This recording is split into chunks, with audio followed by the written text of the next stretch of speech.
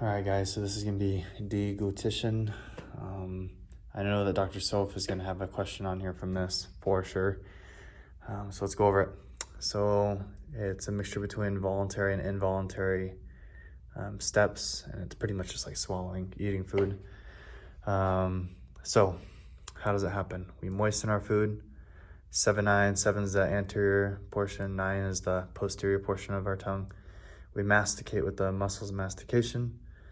And then the tip of the tongue goes forward to the palate, and the food comes back.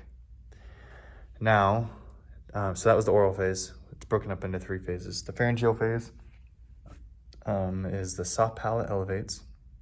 So it comes up and moves the bolus into the oral pharynx. So the bolus can now enter the oral pharynx. It also closes off the nasal pharynx, so that the food won't go up into the nasal pharynx. Bolus reaches the vallecula and splits in half. So it's just like this little, imagine it like a waterfall, and then it hits a rock and splits. And then the bolus passes through wave-like contractions from the constrictor muscles. So it'd be like superior and then middle and then inferior, just pushes the bolus down. When we get to that inferior one, there's this cricopharyngeus, which relaxes because it's always contracted. So it relaxes and allows that bolus to pass through into the esophagus.